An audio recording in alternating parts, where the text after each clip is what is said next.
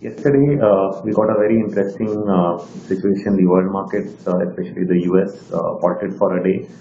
Is this a one-day halt or the halt to an entire trend is something we'll figure out in the next couple of days. But one thing is clear that we are very, very close to the end of multi-year rally. You're already, I'm posting some very interesting charts, one of Mexico, and there may be others. We're beginning to see world markets roll over. India probably was early in doing so last month. You're already seeing Hong Kong and China. Both the markets, if you look at their charts, have been falling now for a couple of weeks.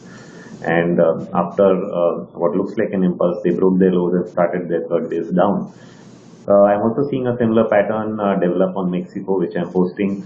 If that's happening, the US is the only market which is rallying. I was showing in a post this week that we've started the fifth wave. So yesterday's halt has either ended the fifth unless we found some kind of an ending structure around the fifth before the US markets also start rolling over. So somewhere as far as world equity markets are concerned, we're reaching the end point, or we've already passed the end point in some of the markets. They're rolling over one after the other. It will take some time before everyone really accepts what is going on, but it's already started as far as I can see. In our own market, we did get a full 66% bounce back. There was room for some more. I don't know if it will happen over the next 2 days, but one thing that happened is that 2 days back, I thought maybe even the mid cap could join into that pullback in the Nifty, but they gave up and it looks like an impulse down. So I think just like January, where the broad market started giving up first, there's a good chance that yesterday's sell-off shows an early sign of that. I think we are in a very, very precarious and dangerous situation as far as world equity markets and around equity markets are concerned. The dollar rally, of course, has halted for a bit, but that's normal. They don't always correlate on a day-to-day basis.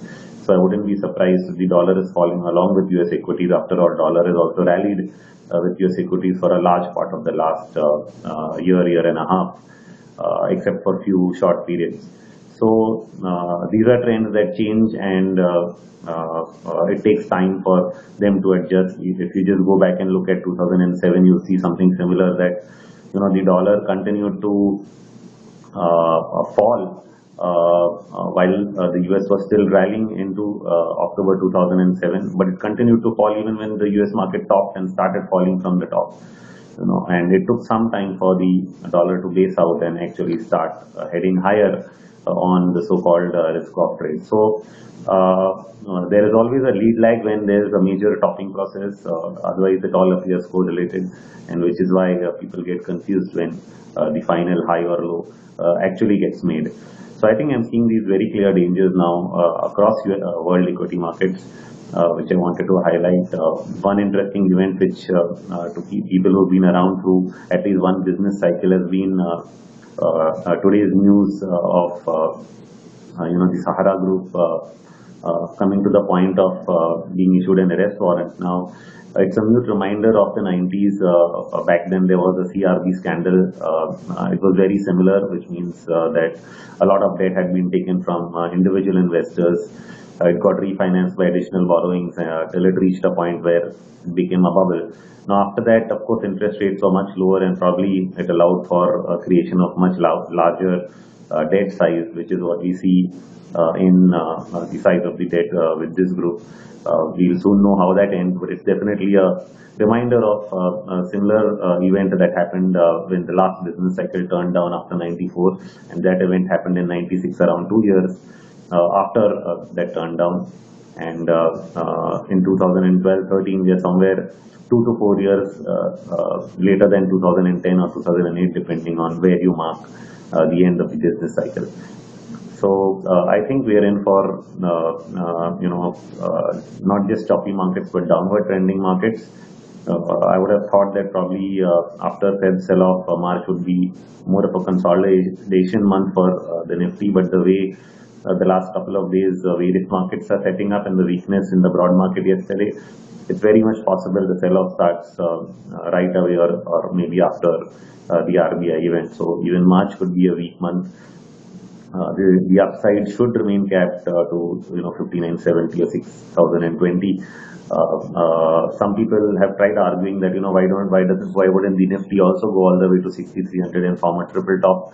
The S&P has done it, the Dow has done it, even the Mexico market, which I'm seeing is selling off, formed multi-year higher tops into a wedging formation. They all achieved. In fact, I'm looking at the Swiss market, also achieved its parallel channel ABC touch point in the last. It's coming to the touch point in the last couple of days. So why didn't the Nifty go all the way to 60 to 6300? I have only this to say that in Elliott or in technicals we use the term truncated waves, or we say failure. When a target is not achieved. You really can't call whether a target will get achieved. A year back, it didn't look like the S&P could reach the triple top point given the loss of momentum, but it has. But it doesn't have to in every. It doesn't mean that one market does and that others should. It just doesn't work that way. There are going to be truncations and failures. The Chinese market, for example, has been a failure market for most of post 2009. So that's going to be the case. India did not surpass its 2008 high in 10. So you can get truncated waves just because other markets have done something doesn't mean it would happen here as well. Similarly, in the case of Hong Kong, you don't see a triple top. You see lower tops all the way from 2008 onwards, though you had rallies in between. So you just need to keep that in mind that you can't either expect too much or you can't always catch the top. You just have to know what the big picture is so that you're not caught on the wrong side of the trend. Of course, things can always go against you while the trend is still unfolding. You can end up trying to catch a high early, but you at least know what's going on. And I think that is probably what has kept me on top of figuring out that you were topping into January, because we were in a bear market rally for the last 6 months. It was just a point of getting to the right point and looking at a 5 days impulse completing. And when you're marking, you don't know whether the end is going to be on 1 or on 5. So you have to wait for extensions, and then they develop, and you just wait for the next point to come in.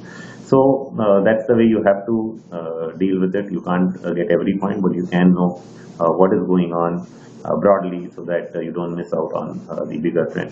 That's all in this update from me. Thank you.